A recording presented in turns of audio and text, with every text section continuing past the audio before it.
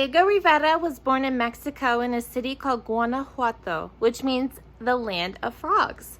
As a boy, Diego enjoyed playing with his trains, but more than anything, he liked to draw.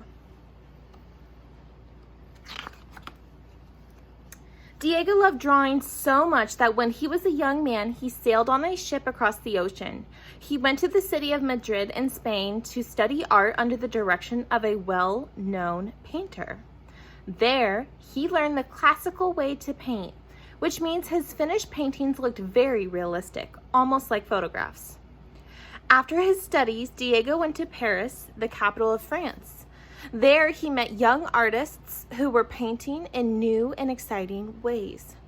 He experimented with these new methods of painting himself. One method was called cubism, in which the painting did not exactly resemble its subject, but was composed of geometric shapes such as squares, circles, and triangles. Do you see any shapes in this figure right here? He is using different shapes to paint different objects. It's very interesting. One day, a politician named Jose Vasconcelos urged Diego to return to Mexico. He wanted Diego and other artists to paint murals around the city about the Mexican people's history and customs. Diego was thrilled by his new project. When he returned to his homeland, Diego traveled through its deserts, mountains, and jungles. He wanted to be inspired by his country. He met people who worked the land, and he visited the ruins of ancient Mexican civilizations like those of the Aztecs and the Maya. Diego was full of ideas after his trips. With the help of friends and apprentices, he began to paint murals on large walls so that everyone in his country, rich and poor, young and old, could see and learn from them.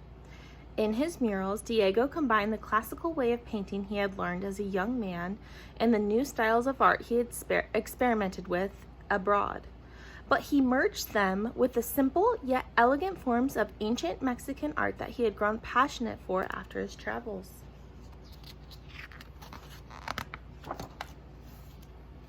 On the walls of an important government building, Diego painted the history of his country. He painted the struggle of the Mexican people to break free from the Spanish king. He also painted the fight that took place many years later when farmers and workers defended themselves against greedy men who were taking advantage of them. Diego painted his country's dances and traditions, such as La Sandunga, a dance from the coastal area, and the dance of Los Listones, a ribbon dance from the south.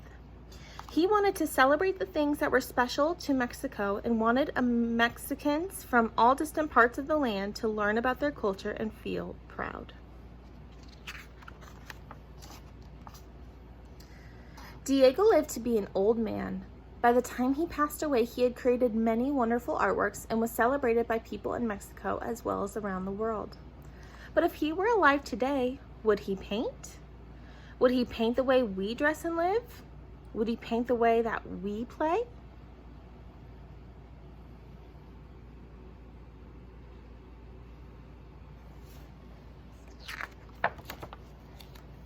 Would he paint the big city?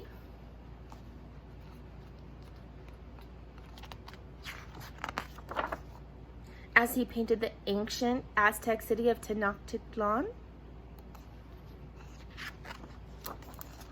Or would he paint students at their desks, just as he painted factory workers in the production line?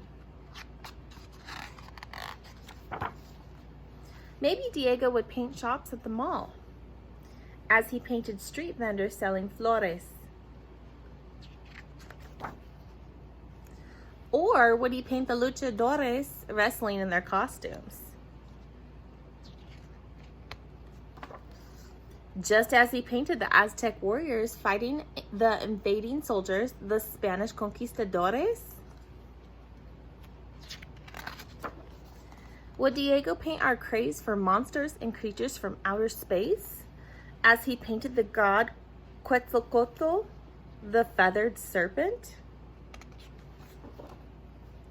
Diego's murals teach us about the past, but they also show a better future for common people. Diego imagined everyone, men and women, boys and girls of all ages and nationalities, living together and caring for one another. Today, Diego is not around to make this happen, so it is up to us to make our own murals and bring them to life.